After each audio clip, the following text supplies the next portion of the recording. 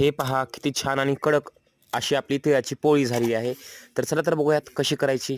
1 वाटी साखर आणि 1 वाटी तीळ घेतलेले आहेत. समप्रमाणात घ्यायचे आहेत. प्रमाण इकडं-तिकडं व्हायला नाही पाहिजे. मग ते कोणत्याही वाटीनं घ्या. तर हे घेतलेले तीळ आपण छान असे भाजून घेऊयात. तीळ भाजले की चांगले तडतड उडतात. म्हणजे समजून जायचं ते भाजलेत. आता गार करण्यासाठी मी इथं काढून घेतलेले आहेत. आता त्याच एका वाटीतले मी 4 चमचे साखर घेत आहे. कमी प्रमाणात घेऊ शकतात. कमी प्रमाणात करायचं आहे कारण लाटण्यासाठी जर एकच माणूस असेल तर कमी प्रमाणात करू शकतात. जास्त जण असतील तर आपण जास्त प्रमाण घेऊ शकतात कारण हे पाक लवकर अडून बसतो.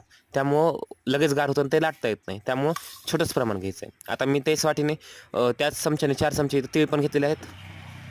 छान असं पसरवून त्याचा आपल्याला पाक करायचा आहे. पाक करताना त्यात पाणी वगैरे टाकायचं नाही. फक्त साखर मेल्ट करून घ्यायची आहे, वितळून घ्यायची आहे. हे पहा छान अशी वितळलेली आहे. आणि ते 4 चमचे जे घेतलेले तीळ आहेत ते आता आपण टाकून घेऊयात. बेलन आणि पोळपाटाला आधीच आपल्याला तेल लावून घ्यायचं आहे जेणेकरून चिटकवू नये मिश्रण ते.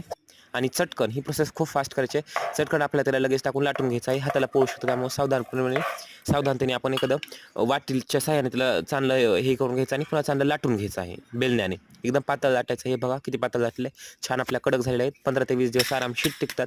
तुम्ही करू शकता त्या मकर संक्रांतीला. हे पहा मी त्याच्या काही रेवड्या आपण करून घेतलेल्या आहेत.